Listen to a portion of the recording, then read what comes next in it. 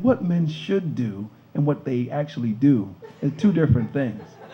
I said, now if his wife was there, he'd still go get the hug, but he wouldn't hold it that extra beat because she'd be watching, you know. I said, that's just the way it goes.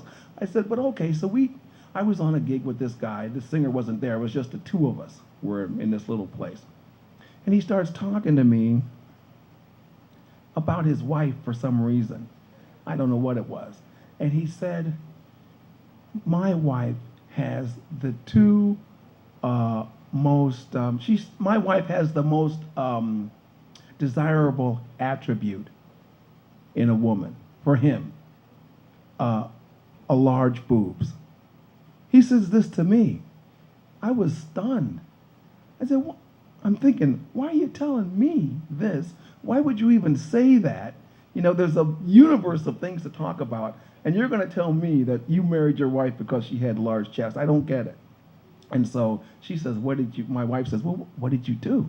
I said, well, I let him talk a little bit, and then I found a topic that was very close to what we were talking about, but different, and put it there. She said, well, why didn't you just change it to something completely different, you know, if you didn't like the conversation? And I said, well, no, I can't do that. I said, first of all, if he's talking about that, and I start talking about, well, how about them Reds?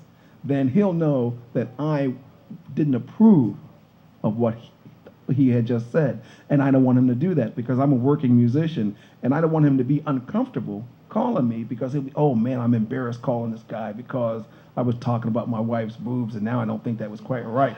I said, so I don't want him to be embarrassed.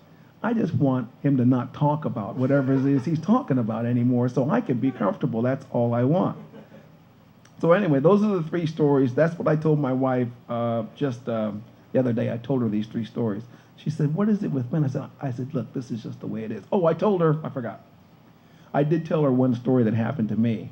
And this is what made it so strange was I told her, she knows this story, but her idea of it was completely wrong than reality. She thought that this story had happened to me when I was like 12 or 13, you know, those adventuresome years, you know, when you put ramps and stuff up and all that junk.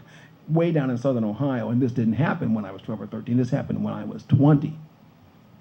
I said, I was playing on some railroad tracks, just walking along, not really playing, just walking, enjoying life, beautiful summer day. This was in Toronto. And it happened that there are two sets of railroad tracks. And in between the railroad tracks was a little dip, a little gully, like, you know, not very deep, just a little thing, kept rainwater or whatever.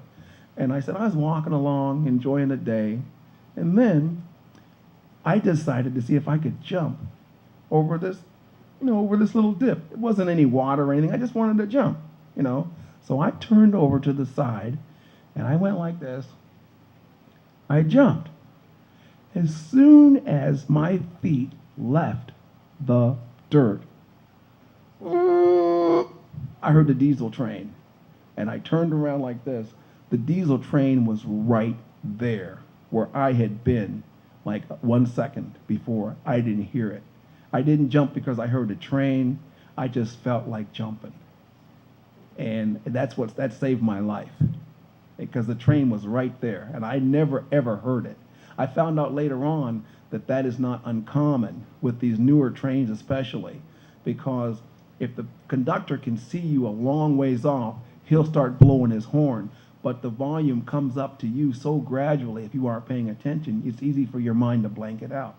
You know, like if the battery's off on the smoke detector, people don't hear it anymore because it's not there.